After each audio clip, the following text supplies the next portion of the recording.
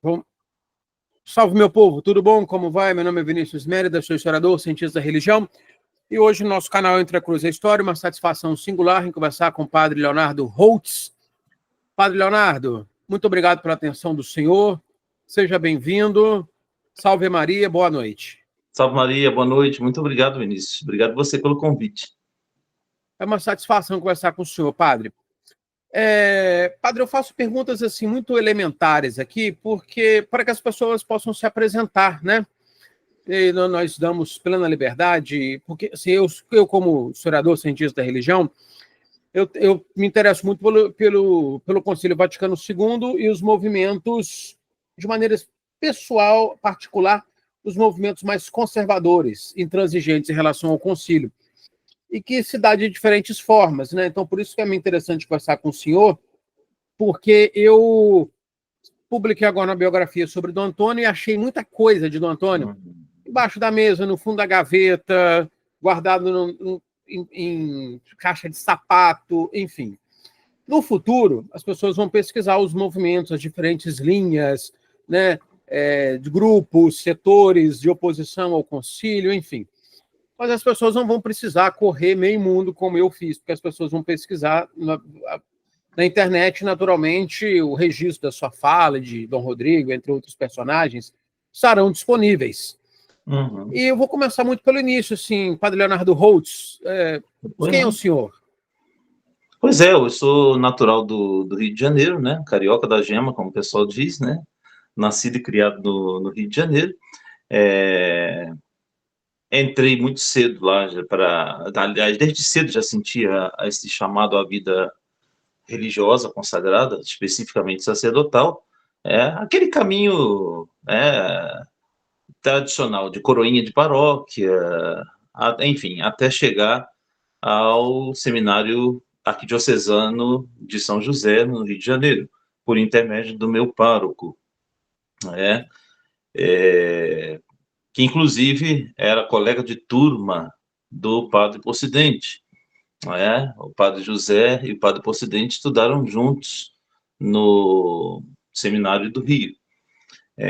Enfim, aí com o passar do tempo, né, até então eu não tinha noção nenhuma dessa questão de concílio, apesar de ouvir minha avó contar algumas histórias no passado, a missa era em latim, o padre ficava de costas para a gente, mas tudo muito superficial, né? Então, na minha cabeça, eu achava que a missa que a minha avó se referia era a mesma missa que eu conhecia, portanto, a missa de Paulo VI, a missa nova. A única diferença que mudava era a língua litúrgica e a posição do padre. E só chegando ao seminário e nas minhas pesquisas particulares, isso aí também nem foi dito por nenhum superior, nenhuma autoridade, nada disso, mas só por minhas pesquisas pessoais, as minhas visitas à biblioteca, foi que eu fui descobrir que existia um rito chamado rito tridentino, um outro missal, breviários, etc. E aquilo tudo me chamou a atenção, né? Pela diferença do rito. A primeira coisa que me chamou a atenção foi por que esse rito é diferente.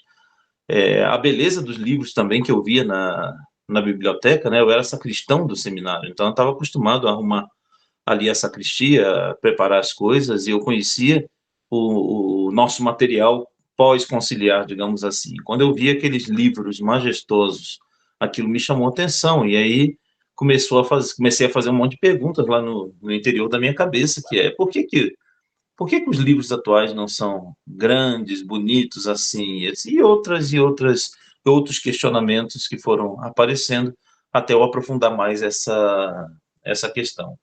É claro que eu estou simplificando bastante aqui, porque ao longo da história eu tive muitos altos e baixos, né? Crises de compreensão, é, enfim, crises de autoridade, de identidade, talvez, enfim. Foram muitos percalços até chegar aonde eu estou hoje, que é na Sociedade de São José, como padre sede vacantista, né? O senhor foi recebido no seminário por Dom Eugênio? Era Dom Eugênio Salles. Isso mesmo. Aí o senhor fez o seu caminho sacerdotal. A minha esposa é do Rio, né? Eu estou sempre na cidade do Rio de Janeiro, minha esposa é do Rio, lá da Tijuca. Aí o Eu senhor... fui pároco na Tijuca. Na São Francisco? Não, na Bom Pastor, né? Na Rua Bom Pastor. Né? Tem a Conde de Bonfim, que é a avenida principal, Uhum. e nos fundos tem a Rua Bom Pastor. Minha esposa conhece, com certeza. Mas Não, eu conheço São Francisco, sim, porque por um tempo, foi a sede do nosso vicariado, São Francisco Xavier. Né? E aí o senhor fez a sua formação, o senhor foi ordenado sob condição por Dom Eugênio? Esse é o termo correto? Não, eu fui ordenado sob condição por Dom Rodrigo. Sim. Né, por Dom Rodrigo. Então, minha primeira ordenação foi por Dom Eusébio, que já era outro cardeal, né? Quando eu entrei no seminário, em 96, era Dom Eugênio. Depois, Dom Eugênio aposentou, aí sucedeu ele, Dom Eusébio Chaide. E aí, então, a minha ordenação foi primeiro em 2004, com Dom Eusébio, né? Mas por conta de toda essa questão de dúvida, de validade, de ordenação ou não, aquela coisa toda, então eu pedi essa ordenação sob condição, que foi feita por Dom Rodrigo, agora 2 anos atrás. Entendi. O senhor vai falando, assim, eu não tenho um script, né? Porque a conversa ela vai fluindo. Sim, sim. Eu ouvi falar, não é ouvir falar por alto, não. Conversando com diversos padres, eles me disseram que Dom Eugênio de Araújo Salles foi o grande apoiador da reconciliação dos padres de Campos com o Vaticano. E que o núncio apostólico, Dom Álvaro Rapizarda, não queria essa reconciliação, pelo menos nos termos em que ela se deu. Dom Eugênio foi o grande apoiador e ele queria que Dom Carlos Alberto Navarro, arcebispo de Niterói, o sucedesse no Rio de Janeiro. O núncio apostólico, como vingança, articulou Dom Eusébio Chaide, e Dom Eugênio de Araújo Salles, como vingança, teria articulado a ida do núncio apostólico para Portugal, e ele se aposentou sem ter sido feito cardeal. Você já ouviu essa história no Rio? Já, ouvi sim. Olha, naquele tempo eu estava iniciando, como disse, a minha caminhada de seminarista, então não tinha muita intimidade nesses meios aí. Agora, uma coisa que isso eu posso afirmar, porque nesse período eu via muito, muito mesmo, a miúde, a visita de Dom Carlos Alberto Navarro, então tem alguma coisa por aí.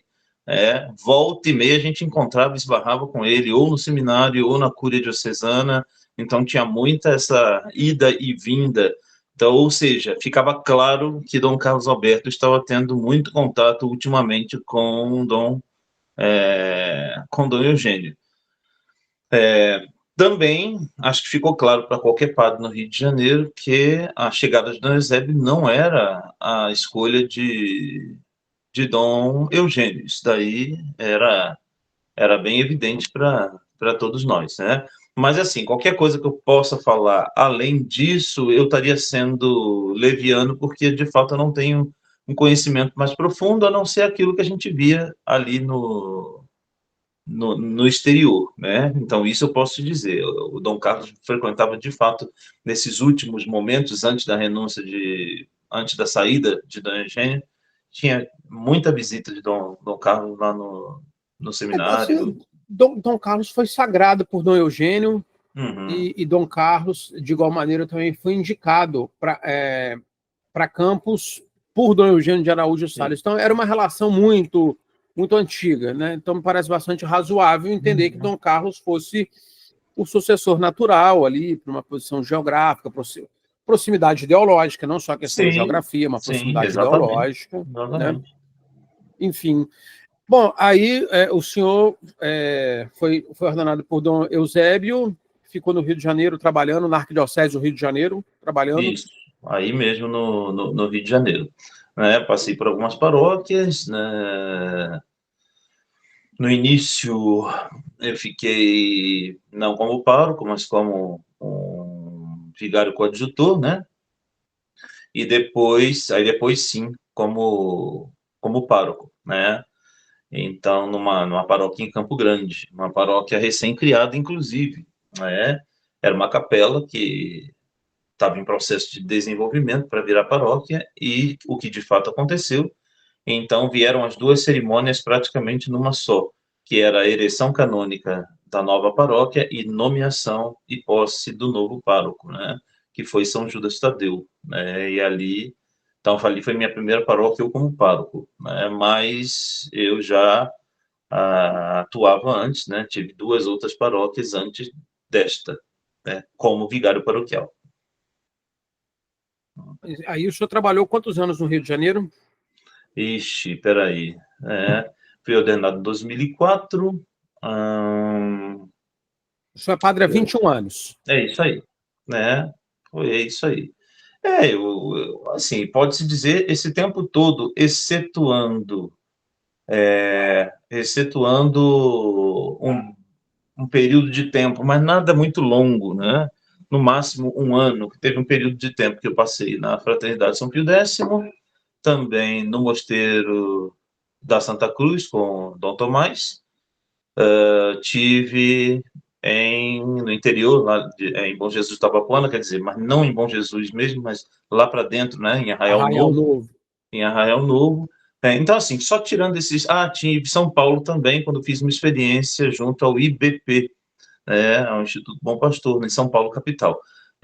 Mas, assim, tirando esses breves períodos, o restante todo foi sempre na Arquidiocese do Rio. Então, o senhor foi da Arquidiocese do Rio de Janeiro, Exatamente. aí considerou a possibilidade do Instituto Bom Pastor, do Instituto Bom Pastor o senhor foi para a Fraternidade para a Resistência, e hoje o senhor está compondo a linha do sede vacantista, cujo bispo é Dom Rodrigo. Exatamente, isso aí. Antes disso, tive a tentativa, né, de ingresso na administração apostólica, São João Maria Vianney, né, mas não consegui. Né? O senhor tem ligação com Campos, os Goitacazes? Olha, hoje em dia não tenho mais contato assim direto, né? Mas tenho um contato, posso dizer, de sangue, né? Já que meu pai, a família toda paterna é dessa região, né? Meu pai nasceu em Natividade, então eu tenho parentes em Bom Jesus Tabapuana, Natividade, toda essa região. Inclusive tem um padre, um primo meu que é padre da diocese de Campos, né? Ainda hoje. Mas assim, não é que a gente tenha contato direto, mas tem família ainda O em senhor já Campos. ouviu falar da minha cidade, Itaperuna? Com certeza, né? Com certeza. E meu pai viveu em Itaperuna também, né? Ele nasceu em Natividade, depois passou a parte da juventude, uma coisa assim, em Itaperuna. Né? O pai do senhor ainda é vivo? Sim, sim, está com 85. E aí, enfim, o senhor foi tendo, então, assim, observando no seminário, vivendo no seminário, observando que havia uma inconformidade. Então, Uhum. do missal de Paulo VI com a missal de São Pio V, e aí, por isso, o senhor foi aos poucos, Eu então, comecei, considerando. comecei a estudar mais essa questão toda, a pesquisar por quê, né? Por que mudou tanto. Tinha também, obviamente, esse contato familiar, porque no passado, quando a gente, na minha infância pelo menos, né? Todas as férias escolares, nós passávamos em Bom Jesus, né? Pelo menos parte dela. E então eu me lembro ainda ali na minha infância, né? A gente a gurizada toda brincando na rua, e eu olhava, a igreja estava em construção ainda, aquela lá Do do abrigo. abrigo, aquela lá do abrigo estava ainda em construção, e era uma torre imponente, chamava atenção, né? eu olhava aquela obra, eu dizia, mas que igreja é essa? E algumas pessoas ali da minha família tratavam aquilo como um tabu, né? Não, lá, tipo, lá é a igreja proibida, lá não pode ir. Só que você vai dizer para uma criança que aquilo lá é proibido, aí é que dá vontade de É ir, a né? senha para querer ir. É a senha É. para querer ir. Então, eu mesmo, quando criança, dava uma escapulida lá para poder olhar. Estava tudo em obra ainda, mas eu achava gigantesca, diferente, bonita. E aí aquilo ficou no fundo da minha mente, né? Mas por que é proibido? Né? Por que é proibido? Isso é um pouco da criação. O senhor está falando de 92, Por aí, 93, por aí. exatamente. Eu tinha 12, 13 anos, é isso aí. É isso aí. Por que é proibido? E assim, eu fui criado, né?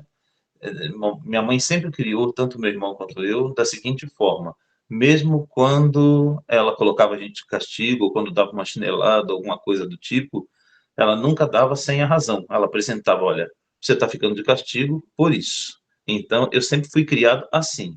Então, me diz que está errado, mas não me diz apenas está errado por quê? Porque não pode, acabou, ou porque eu não quero. Não, eu não fui criado desse jeito. Porque sim, nunca foi uma resposta Não, nunca satisfatória. foi uma resposta, né? Então, desde pequeno eu fui criado assim, minha mãe ia dizendo, isso não pode por causa disso, disso e disso. E não sei, acho que por parte dessa formação, né, me apresentavam só essa fala, não, aquela ali é a igreja proibida, não pode ir lá. Eu não pode por quê? Né? E aí isso começou a me intrigar. Então, somou essa questão aquela curiosidade de lá da juventude, misturada com essa nova pesquisa, esse novo mundo que estava se abrindo para mim, ali na biblioteca do seminário. E aí eu comecei a pesquisar, a somar 2 mais 2, e aí comecei a ver uma porção de coisa que não batia, né? Como a, a falta da solenidade, a falta de piedade, eu falei, não, mas não é isso que eu queria, né? Não era isso que eu estava procurando, né? Então, o gosto E olha que pela... o Rio de Janeiro ainda é bastante conservador em relação ao que você tem Exatamente, em no relação ao Brasil. outro, o que exatamente, em relação a outros seminários, né? Então, e de fato, né, ainda hoje, fazendo uma análise geral, apesar de ser considerado um seminário modernista, mas ainda, eu, pelo menos na nossa época, ainda tivemos uma formação bem interessante, com alguns valores bem tradicionais, digamos assim. Nessa época era o Cônego Assis, que era o reitor. Exatamente, exatamente. Que era bem conservador, né? Não, não, O Cônego não era. Assis está vivo ainda? Tá ainda. Agora é bispo auxiliar emérito, né? Dom Assis Lopes. Está lá no Rio ainda. Aí, enfim, o senhor foi ordenado, então, trabalhou no Rio de Janeiro, e aí foi fazendo algumas análises, enfim, Uhum. e aí mas entendeu que o melhor caminho fosse a administração, então, o Instituto Bom Pastor. Eu passei por vários momentos, né, Vinícius? Assim, aqueles momentos assim de, né, olha, tudo bem eu estar onde eu estou. Primeiro que eu ainda não tinha compreendido totalmente essa questão da... assim, eu sabia que tinha um problema, mas ainda não tinha entendido a dimensão do problema em se tratando de missa nova versus missa tridentina. Então, eu comecei a encarar a coisa, como muitos, né? Acredito que muita gente faz essa trajetória, daquele ponto de vista como Bento XVI apresentou na Sumorum Pontificum, como apenas um gosto por algo mais piedoso, por algo mais bonito, mas assim, reduzindo a apenas um gosto pessoal, né? Então, num primeiro momento, eu falei, não, eu prefiro assim, eu gosto mais assim. Mas quem gosta do outro jeito também tá bom e tá tudo certo, né? Então, assim, eu penso, assim, no meu pensamento, a coisa foi uma evolução, foi uma etapa após etapa, né? Então, primeiro fui entendendo dessa forma, e aí, não, tudo bem, quem quer a nova missa, mas eu prefiro a anterior, a priori era apenas uma coisa de gosto, de preferência, ou de achar mais silencioso, mais piedoso, mais bonito, etc. sem entrar na questão da profundidade de essência, de rito, de validade, ou da similaridade com um rito protestante, por exemplo. No início eu não pensava essas coisas. Sim, aí, à medida que o senhor foi amadurecendo essa ideia, então o senhor foi considerando, isso daí foi, o senhor foi ordenado em 2004, estamos falando mais ou menos de que ano, mais ou menos? Então, olha, deixa me ver aqui, porque a missa tridentina e o rito tradicional, de uma forma geral, sempre tiveram muito presentes na minha vida desde o início. Então, por exemplo, fui ordenado, só para você ter uma noção, fui ordenado no sábado, dia 17 de abril de 2004, na Candelária, por Dom Eusébio. Foi um sábado. Aí passou o domingo, a segunda, a terça, na quarta-feira da semana seguinte, ou seja, com menos de uma semana de ordenado, eu já rezei minha primeira missa tridentina. Rezei na capela da Casa da Toca de Assis, em Madureira, no Rio de Janeiro. E Então, não você tinha um vê... Sumoro Pontífico, hein? Que é de Não, 2007. não tinha, ainda não. Só foi em 2007, né? Só foi em 2007. Mas era uma missa privada e o superior, não foi o Agora, superior lá. na Casa Toca de Assis, né? Exatamente. Isso que o senhor está falando é muito interessante, porque eu tenho conversado com algumas pessoas, alguns cientistas da religião, pesquisadores, e tenho observado um fenômeno interessante dos tradismáticos, que são pessoas que gostam, que querem ter a renovação carismática, a oração em línguas, etc., com toda a efusividade, mas, ao mesmo tempo, muitos gostam da missa tridentina, Sim. Outros, então, querem a missa de Paulo VI, mas se puder colocar um latim, um padre com batina. Mais conservadora, né? Na minha última paróquia, onde eu estava, tinha com frequência a missa tridentina, né? Eu tinha ela regularmente todos os sábados de manhã e todo domingo às 11 da manhã. E muito me impressionava a frequência dos membros do grupo de oração. Não perdiam uma. É porque eu conheço aqui em Itaperuna tem uma capela, não, capela não, já é paróquia, chama Paróquia Nossa Senhora de Guadalupe, da administração apostólica. A frequência de pessoas que são da renovação ou eram da renovação e é muito alta. É muito alta, assim. Mais a metade, eu posso dizer sem medo de errar, mais a metade daquela paróquia da administração apostólica ou são ou foram da renovação carismática. Sem medo de errar. E, assim, mantém muita influência da renovação ainda. A renovação foi uma espiritualidade formadora de muitas pessoas, mas, assim, eles preferem a liturgia tridentina e muitos frequentam ainda a liturgia tridentina, a renovação, enfim, mas é um fenômeno novo, que era meme, mas está virando um fenômeno sociológico que tem despertado a atenção de muitas pessoas na pesquisa das ciências da religião. O senhor chegou a ser um tradismático?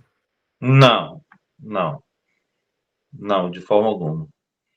Não, sempre desde cedo, desde o seminário, nunca tive simpatia por essa, nem por teologia da libertação, nem por essa vertente, né? É que, como você falou, é um fenômeno sociológico, de forma que chegou a um momento em que a coisa ficou quase que não sei se eu posso usar essa palavra, mas, enfim, é uma coisa assim, mais... se tornou quase que obrigatório, né? Se tornou quase que obrigatório, de forma... E eu mesmo, como padre, eu sentia muitas vezes essa pressão, né? Mesmo na paróquia. O que se tornou obrigatório? Então, de que você tem que ter bateria, tem que ter palma, tem que ter isso, tem que ter aquilo outro. Se você não celebra daquele jeito, você não agrada ao público, de vir pessoas cobrarem depois, mas padre, mas o senhor poderia fazer mais assim, desse jeito. De eu dizer, olha, eu sei rezar a missa desse jeito aqui, e eu não sei fazer isso que vocês querem, ou pelo menos não me sinto confortável, não me sinto à vontade, vocês fiquem à vontade para chamar outro padre que faça, mas eu não sei fazer. Tanto que na minha paróquia, quando o grupo da renovação pediu para fazer o chamado Cerco de Jericó, né, eu, como pároco, falei: olha, eu não sei, né? Então, se vocês quiserem, vocês convidem outro padre, tem minha autorização, tem a minha bênção, mas eu não vou sair agora, não vou representar um papel, não vou fazer um teatro só para poder agradar vocês, né? Então, inclusive, naquela semana em que acontecia o cerco de Jericó, eu celebrava de manhã a Santa Missa, aí celebrava a Missa Tridentina, e à noite vinha o padre visitante e fazia lá a missa da cura, não sei o que, eu ficava na casa paroquial, só ouvindo barulho lá de cima. Olha, vou dar um brevíssimo depoimento pessoal. Estou conversando com o senhor, naturalmente, minhas experiências importam muito pouco, mas é porque me marcou. Quero compartilhar com o senhor um depoimento de um primo da minha esposa, que não sei se ainda é assim, mas quando ele disse isso, ele não tinha religião, ele era entre o ateísmo e o agnosticismo. Ele diz assim: quando eu vou no samba, eu quero samba, quando eu vou no rock, eu quero rock, quando eu vou na igreja, eu quero silêncio e sacralidade. Um ateu. Eu falei: olha, ele resumiu muito bem. O que muitas pessoas demoram muito para falar, ele resumiu muito bem. Um ateu. Numa frase simples. Quando eu vou no samba, eu quero samba, quando eu vou no rock, eu quero rock, quando eu vou na igreja, eu quero silêncio e sacralidade. Ele traduziu muito bem o que eu penso. Mas, e aí, enfim, o senhor chegou aí para o Instituto Bom Pastor, esteve lá? Não sei nem te dizer como é que foi aquilo, porque era um momento embrionário do Instituto Bom Pastor. Na realidade, assim, o Instituto Bom Pastor, ele tem sua sede em Bordeaux, na França, né? E aí saiu da fraternidade, né? Instituto Bom Pastor. Saíram da fraternidade, exatamente. Você poderia contar só um pouquinho do Instituto Bom Pastor, só para localizar quem nos vê? Então, o Instituto Bom Pastor é um instituto chamado de Direito Pontifício, na ocasião em que Bento XVI estava tentando uma aproximação, trazer de volta, talvez, ou fazer uma negociata com os padres da Fraternidade São Pio X, especificamente alguns padres que, inclusive, já estavam meio descontentes com a própria fraternidade, e aí, com a Summorum Pontífico e com o pontificado de Bento XVI, ele viu nisso uma oportunidade de, quem sabe, trazer esses padres para o seio da igreja e etc. Então, assim, as tentativas foram muitas, né, que a Santa Sé empreendeu em relação à fraternidade.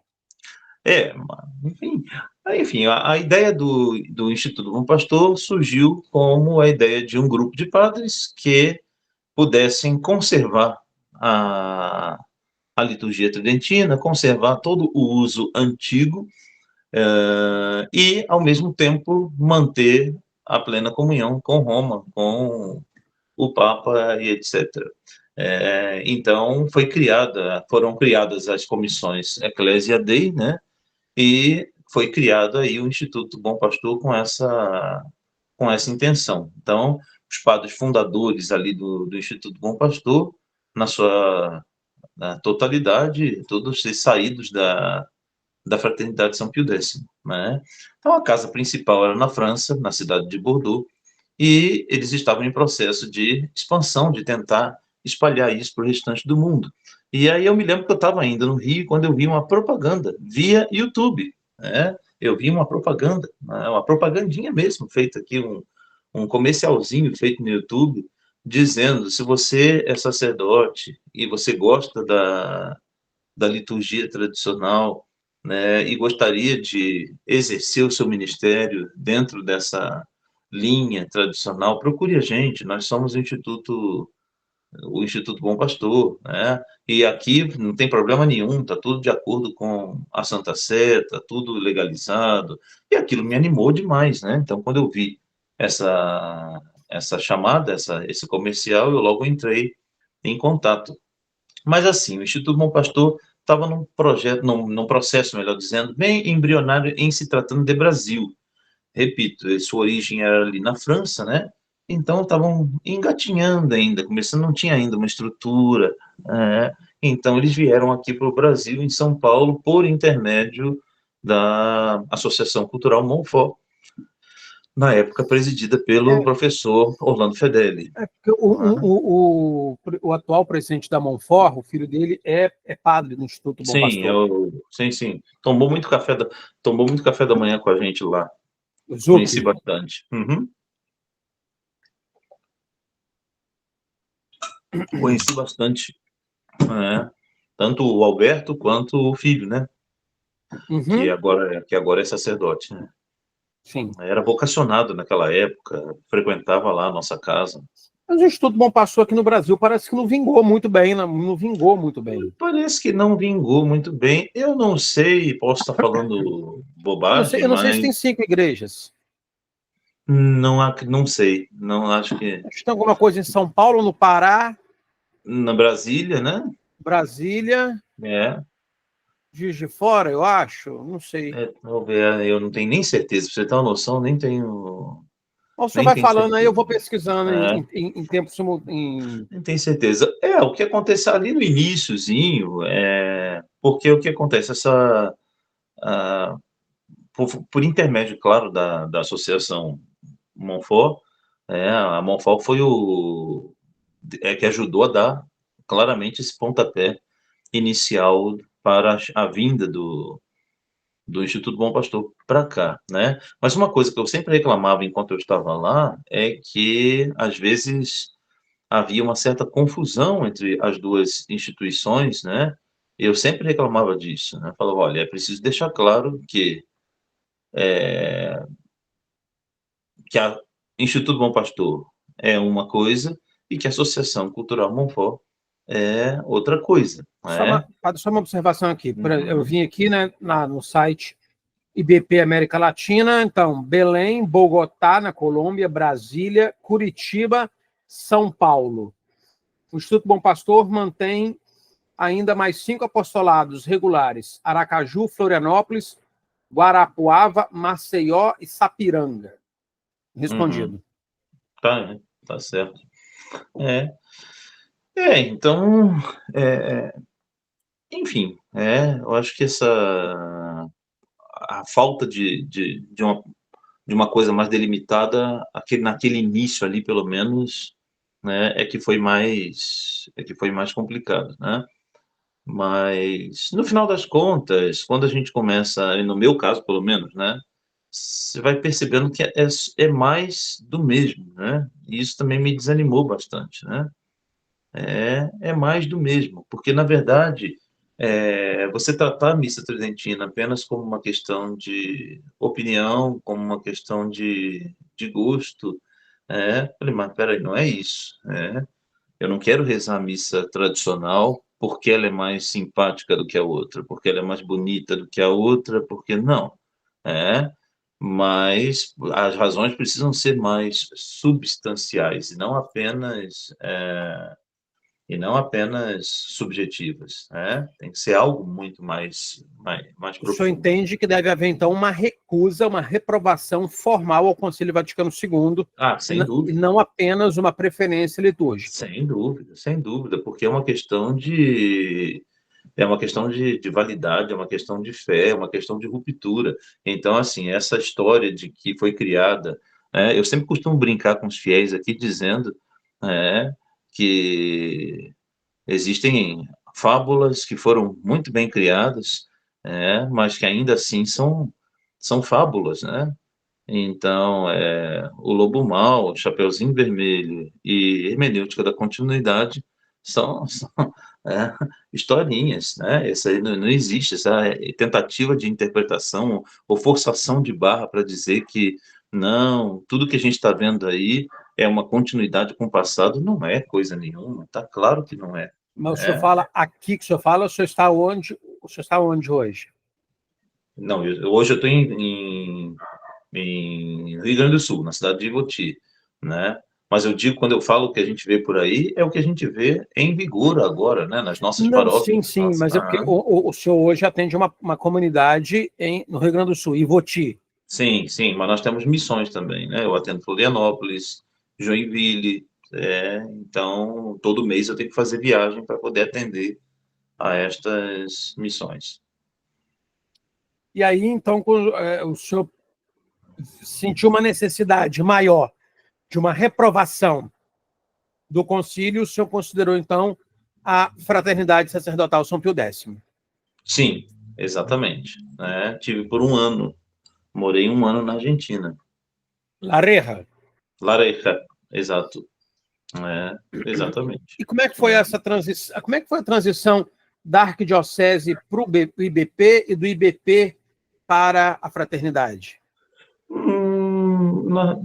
Olha, da fraternidade, pro IBP, foi algo mais, como eu posso dizer, do IBP foi algo mais legal, né? E relativamente mais fácil por causa da questão era um instituto de direito pontifício, estava debaixo da, da, da, debaixo ali da proteção da Eclésia Dei, de Bento XVI, etc. Então, apesar do cardeal não ter gostado muito, e ele deixou muito claro isso, mas ele não. Cardeal que o senhor está falando, Eusébio, Eusébio, Eusébio.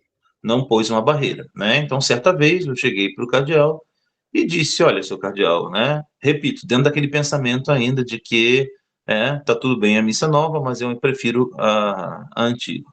Então, eu fui até o cardeal e disse: Olha, não estou contente, né? Eu gostaria de fazer aparecer, mostrei para ele aquela propagandazinha que eu tinha visto, né? Falei, eu gostaria de fazer uma experiência aqui, eu me sinto muito mais à vontade com a liturgia antiga, com a missa tradicional, então eu gostaria de fazer essa experiência em São Paulo e o Código de Direito Canônico me dá essa possibilidade. Ele diz aqui, o cânon diz que todo clérigo de uma igreja particular pode fazer uma experiência, sim, claro que com autorização de seu ordinário local, mas pode fazer uma experiência em outra igreja particular, pelo menos a princípio, não como uma transferência, mas como ad experimentum, né? E aí, depois daquele período de experiência ou de adaptação, se ele chegar à conclusão de que está tudo ok, de que ele gostou de lá, que ele quer ficar lá, e aí então as duas partes, ou seja, os superiores dos dois lados, vão fazer a chamada escardinação de um lado para encardinar no outro. Apesar de não gostar muito da história, Dom Eusébio deu parecer favorável, né? Ele disse: eu particularmente não concordo, mas por outro lado, se o senhor está dizendo para mim que se sente mais à vontade assim, eu não quero ser pedra no tropeço no caminho vocacional de ninguém. Então vá, faça a sua experiência, mas saiba que por hora você ainda está vinculado à arquidiocese do Rio.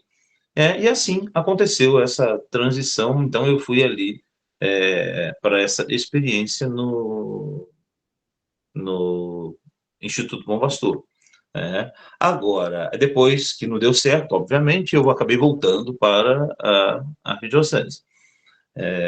Aí fiquei ali mais uns anos até a troca, e trocou o arcebispo, Dom Eusébio aposentou, aí então entrou Dom Orani, né? Aí então entrou Dom Orani. E aí, mais uma vez, eu tive uma outra conversa com Dom Orani sobre essa questão de descontentamento, né?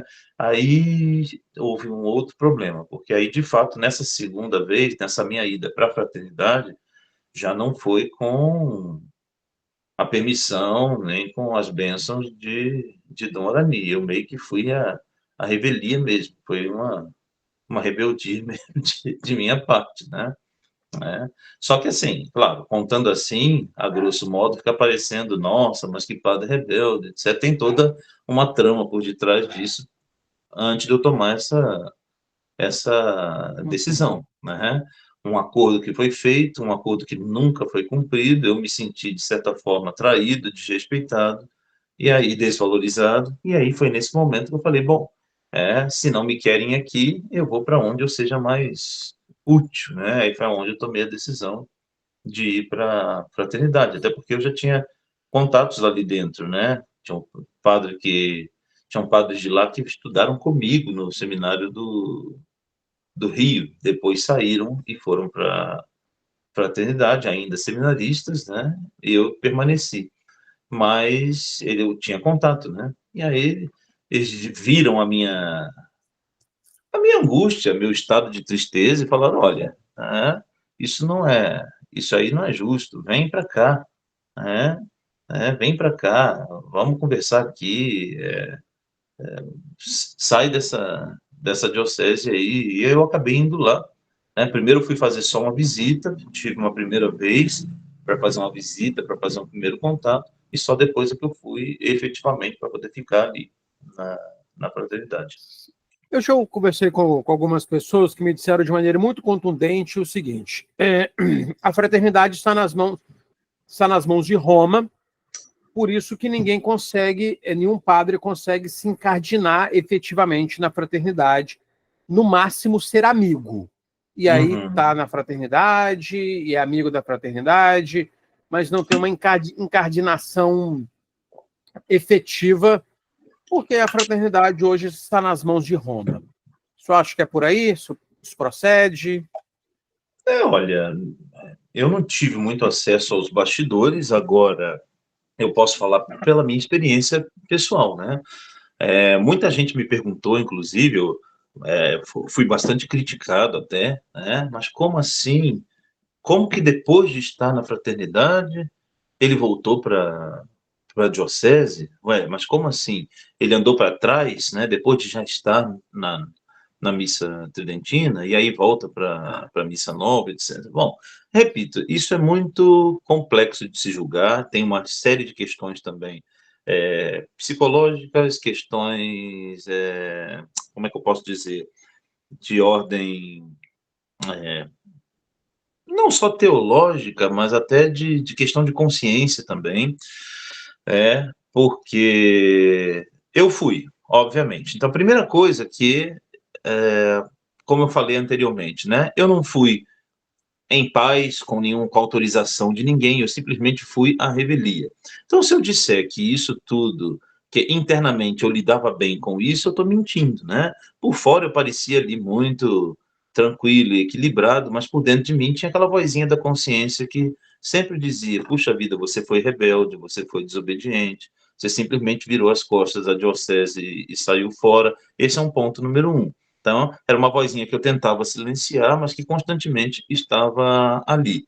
Aí, o ponto número 2, o fato de eu ficar ali na fraternidade. Aí, eu pedi ordenação sob condição, e isso nunca aconteceu. Não, não é necessário, vamos ver, não sei o que lá, etc.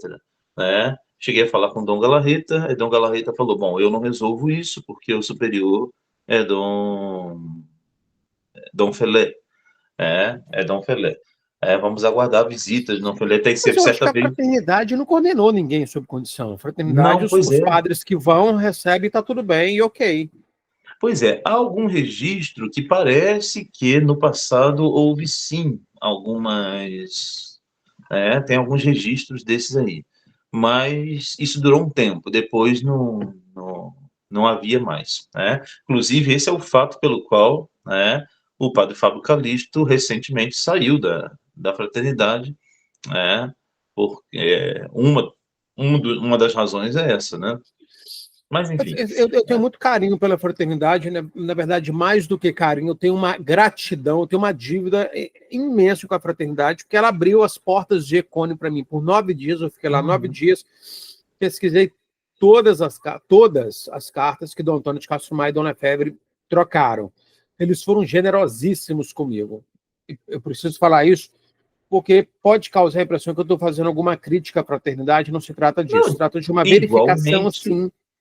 igualmente de minha parte, né? Eu quero deixar claro isso. Eu não tenho razão aqui, pelo contrário, eu tenho uma gratidão muito grande. Então, assim, eu recordo até hoje, com carinho, o período em que eu passei na fraternidade, as relações de amizade que ali eu estabeleci, O ambiente do seminário, nossa, eu tenho saudade até hoje, aqui eu fico lembrando, nossos ofícios cantados, né? O ambiente em si, o convívio com os sacerdotes, os sacerdotes excelentes que eu conheci, como o Padre Caldeirão, meu Deus, é de Mas outro assim, mundo, mas acho que né? tem uma sangria desatada em torno da fraternidade, que é uma saída, assim, eu tenho a impressão que está sendo muito padre da fraternidade. Sim, Entra, mas está sim. saindo muito padre. Então, eu penso que a razão seja justamente essa falta do propósito, né? O senhor, Eu sempre ouvi uma... o senhor não Sabe que eu sempre... verifica isso também, essa Eu sangria de verifico, padres saindo? certamente, já tenho visto no decorrer dos anos uma debandada, né? E a falta do propósito. Eu ouvi uma frase há um tempo, não sei de quem é a autoria dessa frase, mas tem uma frase que diz assim, que toda congregação morre um pouco com seu fundador. É, e sabe, pela experiência, tenho visto que isso é verdade. Porque o espírito da congregação está na cabeça do fundador. Depois que ele morre, por mais que alguém tente levar para frente aquele projeto, mas sempre quem assume ali a liderança vai acabar alterando um ponto ou outro, e aquilo já não é mais a mesma coisa, Você vê né? assim, com Dom Lefebvre do Antônio, por exemplo, Dom Lefebvre do Antônio Doutor Plínio, Uhum. por exemplo, que, a despeito das simpatias ou antipatias, são líderes religiosos, foram líderes Sim, religiosos. Assim como o próprio Monfort, próprio Fedeli, Rolando Fedeli também. sim, o Cladias. Mas, Ah, eu não vou nem colocar o Monsenhor João Cladias, que ele uhum, morreu há algum pouco tempo, acho que ainda não deu para, embora eu já tenha ouvido, mas não deu para eu ver nenhuma fissura ainda. Mas uhum. depois que Dom Lefebvre morreu, ficou difícil, alguns anos depois, segurar a unidade da fraternidade. Assim como Sim, a TFP, por exemplo, Dr. Plínio não tinha ainda, né, nem esfriado direito no caixão, o grupo já estava dividido. Como os padres de Campos também não segue exatamente o modelo da União Sacerdotal São João Maria Vianney. Né? Então, certamente. a liderança faz diferença. Faz diferença. A menos que haja uma Faz instituição diferença. muito forte. Por exemplo, numa diocese, quando o bispo sai, e aí entra outro bispo, eu acho que a estrutura da igreja ela ajuda a segurar melhor, eu tenho essa impressão, o funcionamento das coisas do que, por exemplo, a fraternidade era muito a cara de Dom Lefebvre. Sim, né? É tudo por um tempo, né? Mesmo na diocese por um tempo, porque aí o outro bispo entra, cada um vem com uma linha diferente, aí acaba de certa forma com o tempo muda, né? Com o tempo muda.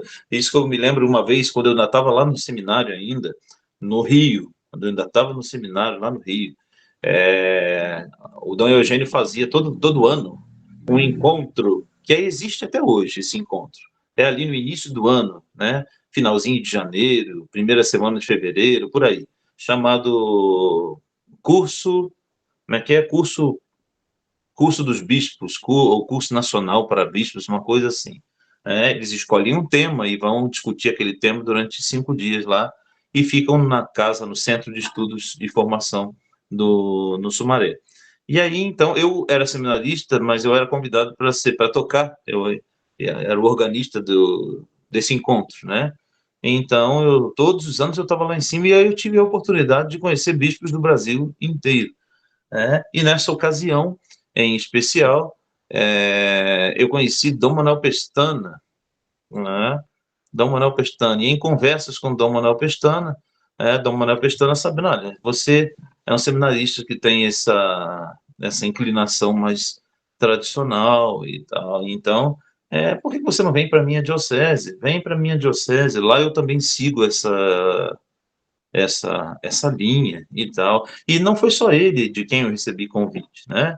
Eu recebi outros convites de outros bispos com essa linha também, só que foi o que eu respondi para ele. Falei, Dom Manuel, eu agradeço o convite, mas a questão é a seguinte: um bispo não dura para sempre, né? Ou ele morre, ou então eles, pela nova lei canônica, têm que apresentar a renúncia.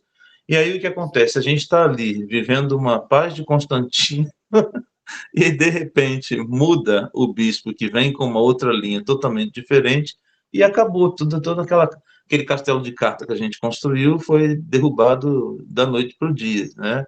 Então, realmente, isso é uma relação muito volátil, assim. Então, Dom Richard, então, o senhor deixou a fraternidade, foi para a resistência do Monsenhor Richard Né? Williamson, que também Ainda não morreu, a era, gente vai né? esperar, Na né? realidade, eu falo assim, foi resistência, mas na realidade, aí na época que eu estive, nem era a resistência ainda. Eu tive num momento de tensão, eu estava junto com o Dom Tomás, no momentozinho da tensão, onde aconteceu ali aquela problemática de a fraternidade quis interferir no trabalho do mosteiro da Santa Cruz, e dizer, nós vamos tomar para debaixo do nosso domínio, do nosso, o mosteiro da Santa Cruz, e ali o Dom Tomás não concordou, né? Então, eu estava junto com o Dom Tomás nesse período, nesse momento aí dessa, dessa crise. Lá para 2012, por aí, Por então. aí, exatamente, né? Aí Dom de Galarreta veio até o Mosteiro da Santa Cruz, aí Dom Tomás não quis, falou, não, né? Não vou ficar... Esse terreno aqui era do meu pai, isso daqui era meu de família, eu não vou abrir mão, e, não, né?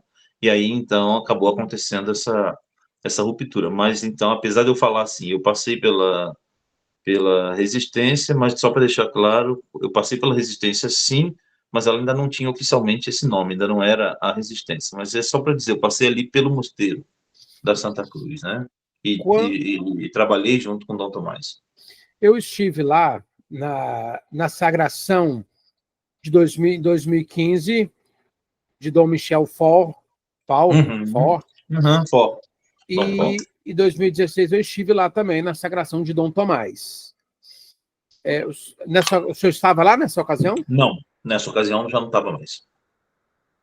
Não, mandei mensagem para ele parabenizando pela sagração, mas por e-mail, não estava lá mais. Não.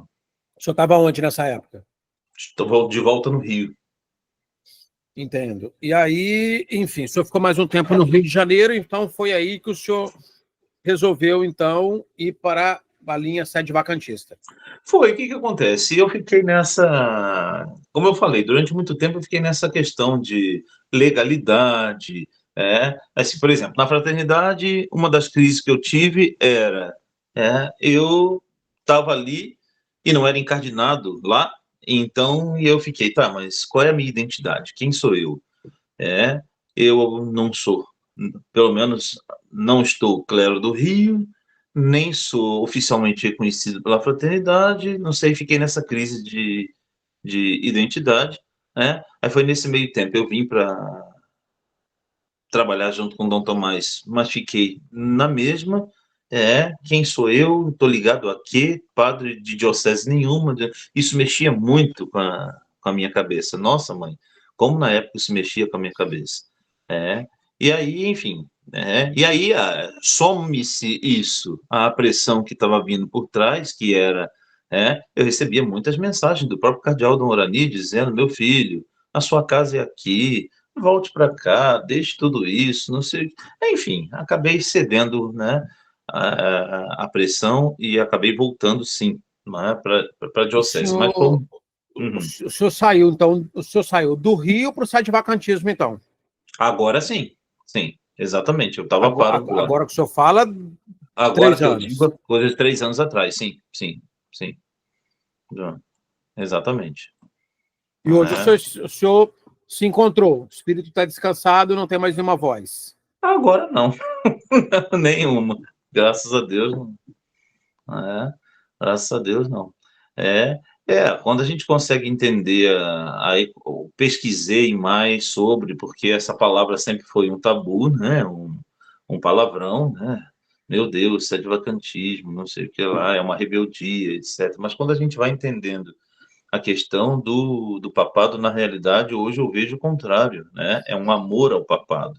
Ah, vocês são contra o Papa? Não, muito pelo contrário. Muito pelo contrário. Ah, vocês não querem um Papa? Não, é muito pelo contrário, nós queremos um Papa, né? Isso não é um motivo de orgulho ou de alegria, inclusive eu nem gosto, para ser muito sincero, desse rótulo, né? A gente usa isso como uma identificação, mas na realidade eu não gosto desse rótulo. Ah, vocês são sede vacantista. Não, parece que isso é uma outra igreja, parece que é uma seita à parte. Não, não. Eu sou católico apostólico romano e que, lamentavelmente, de uma maneira muito triste, muito lamentável, eu declaro que a sé do apóstolo São Pedro está vazia ou ocupada por um homem que é impostor, que não é legítimo, né? Mas eu nem gosto desse termo, né? Na rua, inclusive, se alguém me para e pergunta, o senhor é padre? Padre da igreja católica. Eu não fico falando, não, eu sou padre de sede vacantista. Não, sou padre da igreja católica apostólica romana. O sede-vacantismo não é uma postura, então, ele é uma constatação. Exatamente. Exatamente. Você chegar a como pode ser que Cristo é infalível, e ele escolhe um homem para estar à frente do seu rebanho, entrega esse poder das chaves que nós chamamos ao apóstolo São Pedro, e enfim, some-se isso a todos os anos e a tradição da igreja, aos anos de apostolado da igreja, a tradição apostólica que foi sendo transmitida, e todos os papas, todos os documentos, que nós chamamos de magistério da igreja, aí nós chegamos até o Vaticano I, onde foi definido o dogma da infalibilidade papal, e é exatamente aqui que a coisa pega, né?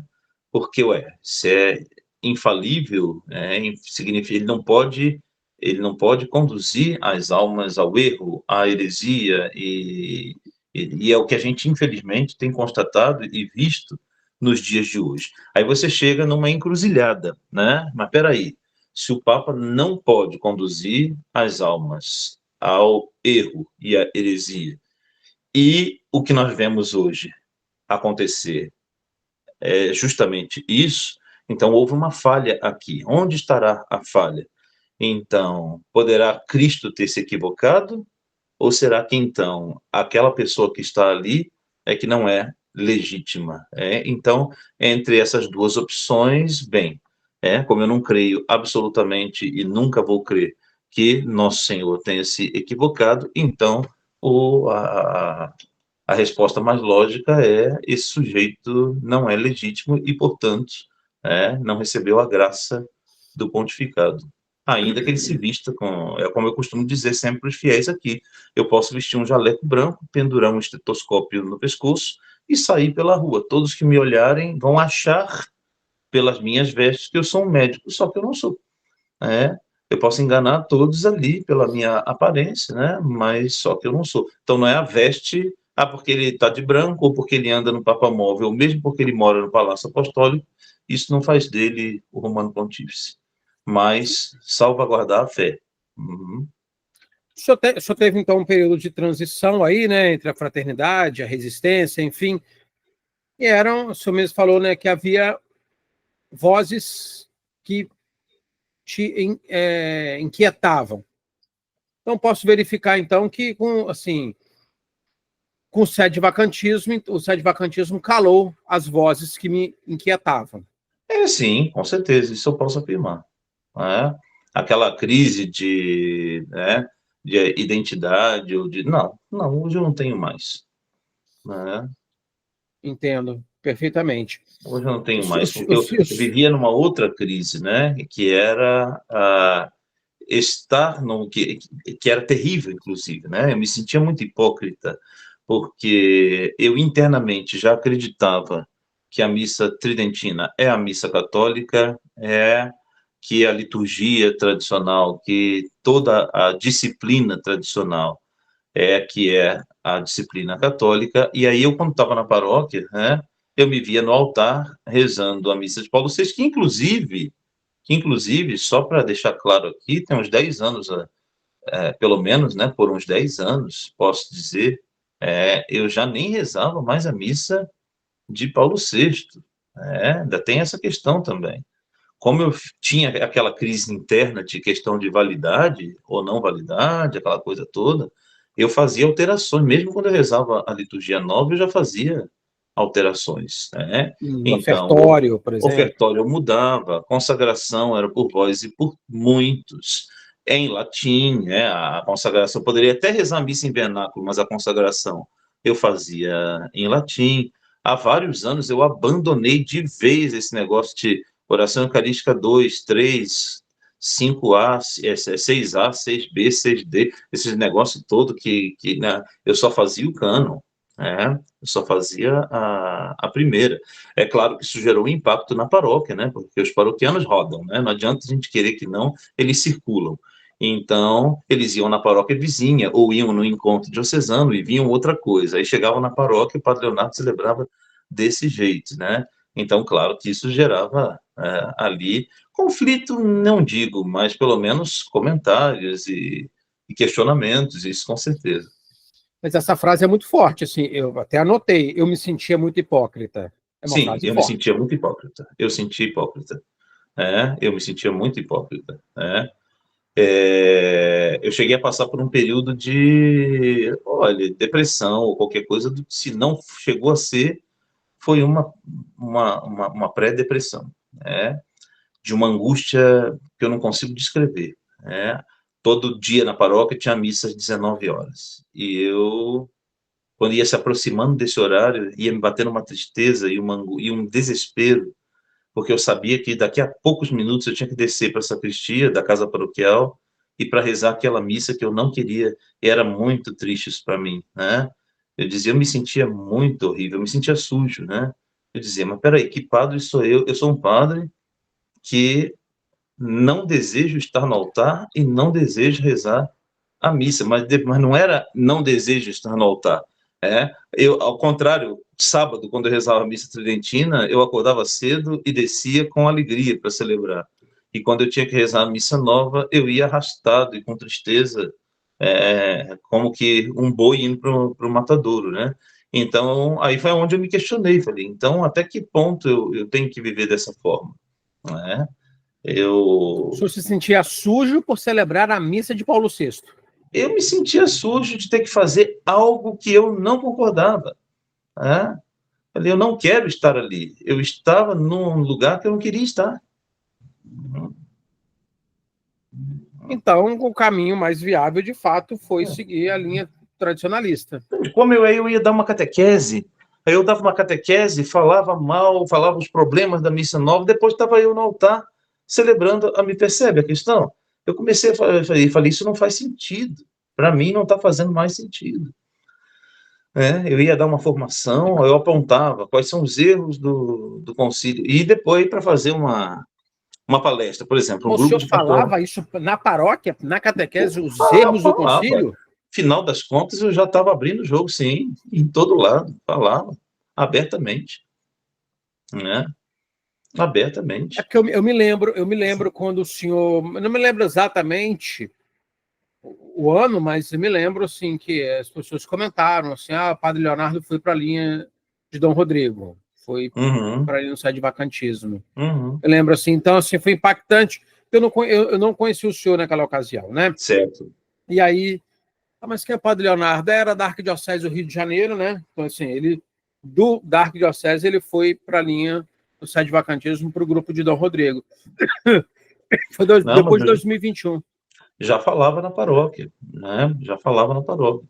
Então, assim, era problemático. Por exemplo, se algum grupo de pastoral me chamava para fazer uma palestra, um grupo de jovens, um grupo de crisma, alguma coisa, era um problema sério.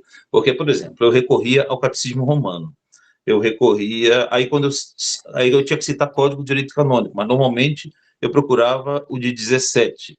Mas aí, claro, que o código em vigor é o de 83, e muita coisa ali entra em choque com. Então, era um problema sério. Documentos modernos eu não citava nenhum, né? E aí isso causava uma outra estranheza, né? A turminha que conhecia um pouco mais, mas por que ele não cita um João Paulo II? Eu não sei, não citava. Não citava documentos novos. Então, eu sempre tinha que fazer, no final das contas, era extremamente cansativo. Por quê? Eu tinha que fazer um jogo de cintura para poder escapulir, era uma corrida de obstáculos, né? Para poder ficar Um desviando de tudo. malabarismo. O quê? Meu Deus do céu. Por isso que eu te digo, eu agora estou em paz. Agora não acabou esses problemas. né? Acabou esses problemas. O senhor descansou. Mentalmente, né? Com certeza. Mentalmente. Claro que fisicamente está sendo bem mais desgastante, porque eu não tenho mais uma paróquia, tenho que celebrar numa capela adaptada numa garagem, fazer viagem. Eu detesto viajar, não gosto de viajar, eu sou bem caseiro, e agora a missão exige, então eu tenho que fazer viagens para poder atender as famílias, para administrar os O sacramentos. A senhor gente atende chega o no. Sul, São Paraná, Santa Catarina, Rio Grande do Sul. Sim, assim, a princípio a minha residência é aqui, esse Rio Grande do Sul, Paraná, Santa Catarina. Não que eu não possa também atender outras regiões quando for necessário, mas aí previamente combinando, a gente vê questão de agenda, de datas, né? No ano passado, inclusive, eu estava com viagem comprada para o Pará. Eu ia para atender as missões no Pará, e aí exatamente naquele final de semana que eu ia viajar, aconteceu, alagou tudo aqui, né? Então o aeroporto ficou debaixo d'água, literalmente, e aí eu tive que cancelar. Acabei não indo ao Pará, mas já estava tudo pronto para eu ir ao Pará atender as missões lá. E hoje o senhor, então, está ligado a Dom Rodrigo, que é qual o nome? Sociedade Sacerdotal São José. E Dom Rodrigo está na Espanha. Sim, por enquanto a residência principal ali na Espanha. Mas Né? durante Mas um nós bom temos. tempo foi no México. Sim, é porque nós temos, assim, comunidades que são, assim como a fraternidade tem as comunidades amigas, né? Nós temos também muitas comunidades amigas. No México, o que que aconteceu? No México, diferente do Brasil, né? Aqui no Brasil a gente está engatinhando em termos de sede vacantismo, mas no México a coisa já está bem mais desenvolvida. Inclusive, no México existem paróquias, eu digo assim, paróquia com 4.000 fiéis, tem cidades cuja paróquia principal da cidade é sede vacantista, onde nunca teve uma missa nova, não sabem nem como é a missa nova. Então, Dom Rodrigo ali fazia procissões, enfim, missa de padroeiro, aquela coisa toda, tem muitas paróquias. E eles, como estavam sem assistência de um bispo, aí foram entrar em contato com Dom Rodrigo pedindo esse suporte. Então, Dom Rodrigo foi para lá para poder prestar um auxílio também, né, de organização e de pastoral também, confirmações, coisa que os padres não podiam fazer, né? Tinha muita coisa para fazer. Né?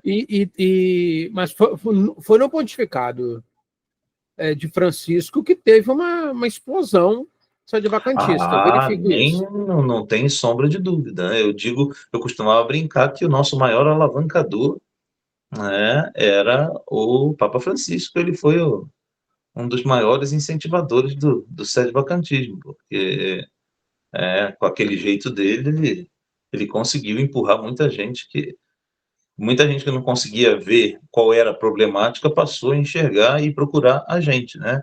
O que traz para nós agora um certo receio com esse novo pontificado, né? Por quê? A pulguinha atrás da orelha com o leão, porque o que acontece? A gente sabe que internamente ele tá ele tem a mesma linha, afinal de contas é, é filho de Francisco, né? É filho de Francisco, né? Cardeal criado por Francisco, foi colocado ali num ponto estratégico. Então, os próprios discursos dele, ele não engana ninguém, ele deixa muito claro, né? Então, ele fala de sinodalidade, ele fala de casa comum, ele fala de igreja em saída. Então, a mesma linha de Francisco, internamente. Mas o nosso povo não quer ver o que está por dentro. Nosso povo, infelizmente, só consegue enxergar. A gente está numa era de pessoas que só conseguem enxergar o exterior, né? Então, ó, que bonitinho, ele restaurou algumas vestes que Francisco não usava mais. Ele é muito simpático, e é mesmo. Robert Prevost tem um carisma, né? Ele não sai dando tapa na mão Da dos chinesa, fiéis, da mulher da como China. predecessor, ele não puxa a mão quando aqui os fiéis vêm lhe beijar, como seu predecessor. Ele é simpático, ele tem uma boa voz, ele fala, claro, ele é um bom comunicador. Você veja, eu entendo perfeitamente ele falando quando inglês, italiano, e o latim dele é muitíssimo claro. É. Então, assim, Ele tem uma habilidade linguística muito boa. tem uma habilidade fantástica, né? Ele tem um porte diferente do seu antecessor, ele sabe ter uma presença, né? Um porte. E simpatia, e Ele enfim. lê tudo, ele não joga a conversa fora. Ele lê tudo. Exatamente, exatamente. Então, assim, isso para nós é um ponto que nos deixa assim, ele vai acabar, como já está fazendo, né? Muitas pessoas do meio, pelo menos conservador, né? Já está entrando nessa onda, né? Nossa, que bênção, ele vai restaurar, não sei o que lá, etc. E a gente sabe que o projeto não é esse, né? O projeto interno não é esse, né? Eles vão dar continuidade com essa modernização, né? Com Como é essa que o nova senhor tem teologia. alguma ideia de como que o papado será restaurado? Rapaz, isso é uma complicação tremenda, porque, bom, existe a fórmula sobrenatural, né? Que essa é por uma intervenção divina direta. Então, porque aquilo, né? A igreja pertence a Deus, nosso Senhor, ela é guiada e governada pelo Espírito Santo. O Papa, ele é uma figura de uma autoridade visível na igreja, que a gente chama de cabeça visível, mas não podemos esquecer que a verdadeira cabeça da igreja é Cristo, né? E que é o Espírito Santo quem guia e conduz a igreja. Então, claro, por uma vontade divina, né? Se for da vontade divina, Deus pode restaurar tudo do jeito que ele quiser, imediatamente, por uma intervenção divina. É uma via. Há a possibilidade também de uma via humana, né? Isso aí tem vários escritos, inclusive São Roberto Bellarmino, e, enfim, tem alguns escritos que abrem essa possibilidade. Como é uma coisa nova na igreja, veja, algo inédito, né? Uma crise como essa, sempre houveram crises na igreja, mas essa nossa daí já segue por mais de 70 anos, então é uma coisa assim que da gente não saber como agir, por quê? Porque não teve um episódio similar antes. Mas, com base no escrito desses santos, né, nós temos, por exemplo, a possibilidade do chamado um concílio imperfeito, né? Um concílio imperfeito, aonde se poderia fazer se conclamar um novo Papa, válido. Mas só que, assim, quando a gente fala isso, parece muito simples. Então, vamos reunir amanhã aqui um grupo de bispos, fazer uma votação e eleger um Papa. Não é tão simples assim. Tem uma série de pré-requisitos, tem uma série de questões que isso envolve e que não é tão simples, né? Não é tão simples. Então, assim, não que a gente considere, tá, como impossível, mas a gente considera, assim, bem difícil, não da parte de Deus, como falei anteriormente, né? Mas por causa do ser humano, né? A gente não consegue se entender nem entre nós, né? Você veja que mesmo entre os grupos tradicionais Ah, vivem não. se debatendo, se mordendo, eu que tenho a razão, não, é o sede-vacantista totalista, não, eu sou sede-vacantista Sede privacionista, privacionista, conclavista. sede para fazer, exatamente. Então, você veja, aí, que um dos requisitos para que esse concílio plenário, esse concílio imperfeito aconteça, é que haja a aceitação unânime, universal de todos os católicos. Essa é uma das, olha só, já começa o problema por aí, né? Ou seja, os católicos todos do mundo inteiro concordem com essa posição. Se nem em coisas mais simples, comuns, como a própria questão de Semana Santa, né? Nós, por exemplo, adotamos a Semana Santa anterior a 1955, chamada Semana Santa de São Pio X. Outros grupos tradicionais, não. A Semana Santa reformada de Pio XII. Então, veja, se nem em assuntos mais, entre aspas, simples, a gente chega numa concordância, imagina numa questão como essa, porque envolve muitas questões. Então, em primeiro lugar, veja, como eu falei antes, o nosso povo é muito ligado em questões visíveis, né?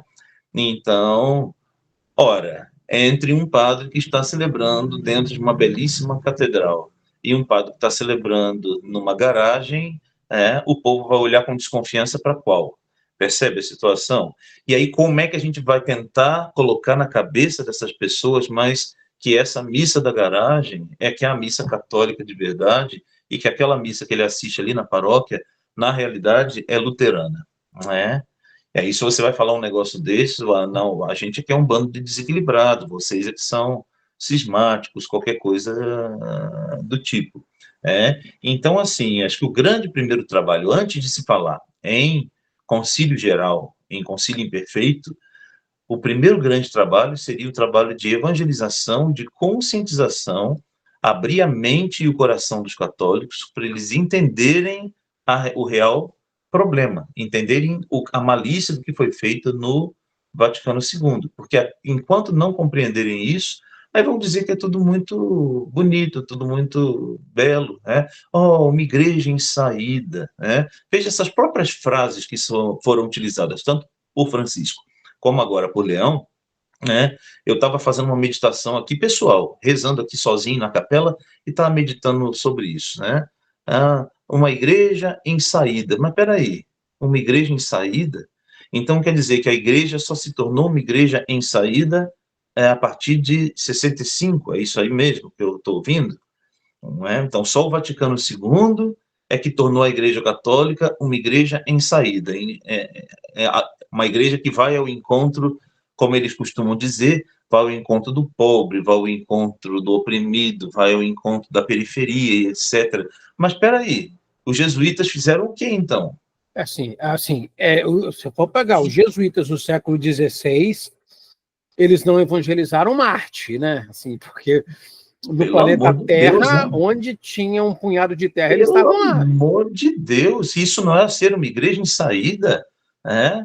Isso não é ser uma igreja em saída. Imagina um São Francisco Xavier, gente, japonês. Eu tenho contato que aqui em Ivoti tem colônia alemã e colônia japonesa, né? Não consigo nem pensar em como escrever aqueles. Eu gostaria muito de aprender japonês, mas eu fico doido só de ver como é que escreve aquele, e São Francisco Xavier, evangelizar este pessoal, sabe? Que fantástico, que coisa fantástica. Os jesuítas chegarem aqui, rapaz, Padre Vieira, Manuel da Nóbrega. Padre, sabe? Aprender tupi, traduzir o evangelho para o tupi para que o índio pudesse ter acesso ao santo evangelho. Se isso não for igreja em saída, então eu não sei mais o que é. Então eu não sei mais o que é. Entendeu? Aí, não, hoje em dia se diz exatamente o contrário. Não, tem que respeitar a cultura do nativo, né? Não pode mais fazer isso, não pode fazer proselitismo, porque, ou como disse aquele cardeal lá de Portugal, né? Na jornada, não, a gente não quer evangelizar ninguém, não, como assim que a gente não quer evangelizar? Aquele bispo que foi promovido a cardeal depois de ter dito essa Exatamente, frase. Eu acho que isso diz exatamente. muito sobre o pensamento do Papa Francisco. Exatamente, né? Então, assim, mas como assim? Quer dizer, os jesuítas, eu falei, e isso, inclusive, é até cuspir no prato em que se comeu, né? Porque ele era jesuíta, né? Sabe, jogar na lata do lixo o trabalho que os colegas jesuítas dele fizeram, e dizer que proselitismo é um veneno, que não pode falar e fazer isso. Então, olha, realmente é aquilo que eu digo, concordar com isso tudo, e enquanto o povo não abrir os olhos, que isso não é católico, entende?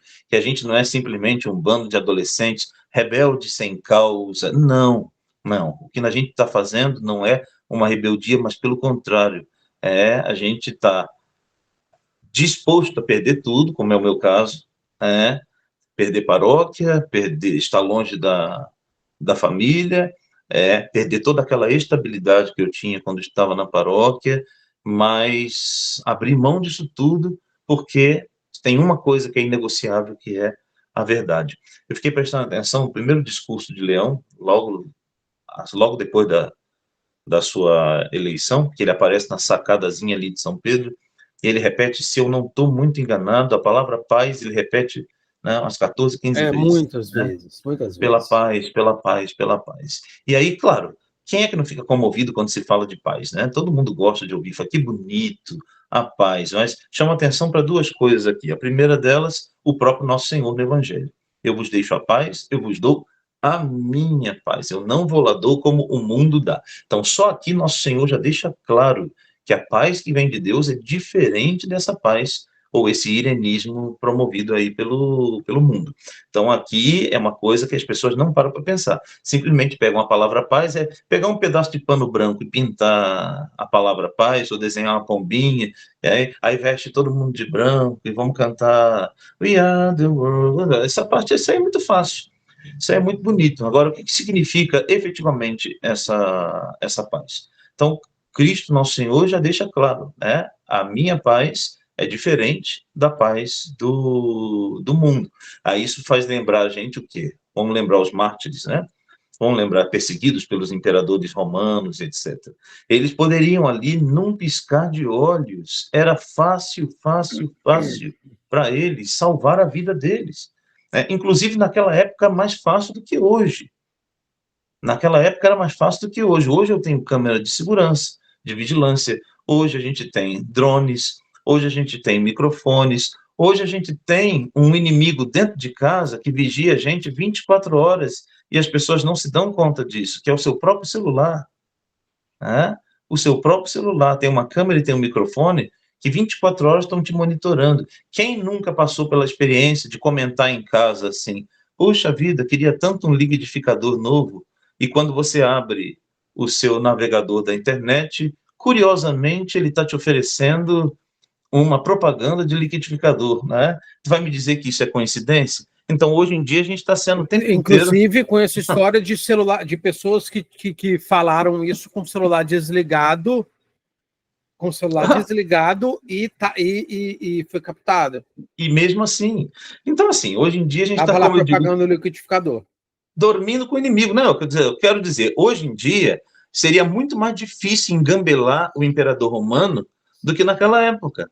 Naquela época, se eu sou cristão e o imperador, supondo, tá, me chama até a sua presença e me diz, olha, nega o seu Cristo, se ajoelha diante da minha estátua, que aí você escapa da morte. Mas vamos supor que um cristão daqueles fizesse isso, só para poder agradar o imperador. Ele se livrava da morte, depois ele ia voltar para casa, mas o imperador não estava lá atrás dele para saber se ele ia cumprir a promessa que fez ou não. Ele poderia viver secretamente, clandestinamente o seu cristianismo e sem ter o imperador vigiando ali.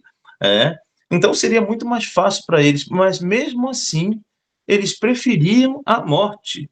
E aí conta para nós, ali você pega os Atos dos Apóstolos e é de arrepiar a gente ler aquilo, de ver que eles iam com alegria. O São Lucas, que é o escritor ali dos Atos dos Apóstolos, ele deixa claro isso, os cristãos iam com alegria, muitos deles iam cantando para ser jogados nas arenas e ser devorado pelas feras ou qualquer outro suplício.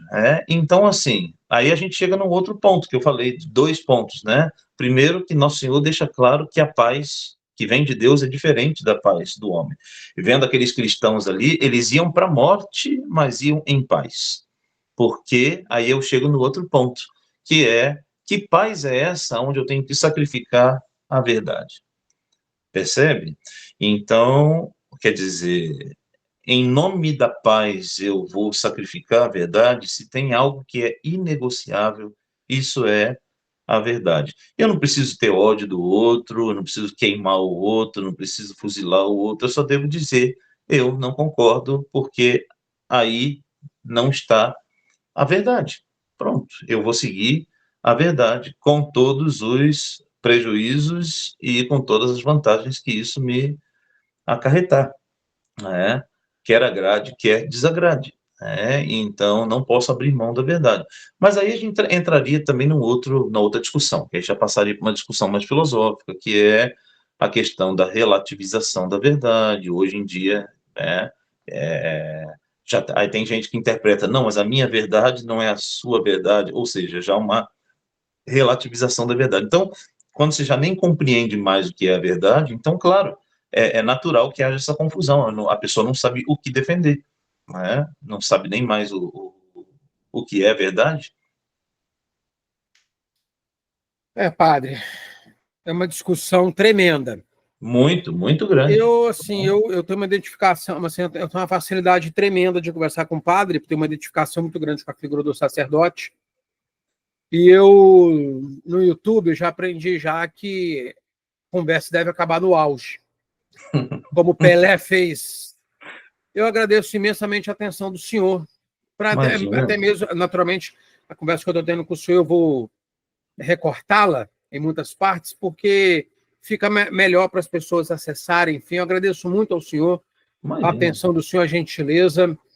Eu gostaria de ouvir as considerações finais do senhor e uma até breve. Até breve. Ah, sim, com certeza vamos ter uma oportunidade, até porque são muitos assuntos, né? A gente tem que ter outras oportunidades para Não acaba nunca, um poder, assunto que não acaba nunca. para poder dar continuidade à nossa conversa, né? Bem, considerações finais, agradeço mais uma vez pelo convite, né? Peço, conta com as minhas orações e peço também as orações. Não é uma caminhada fácil, né? Repito, tudo na vida tem os seus prós e contras, né? No entanto, vale a pena, isso eu posso dizer, né?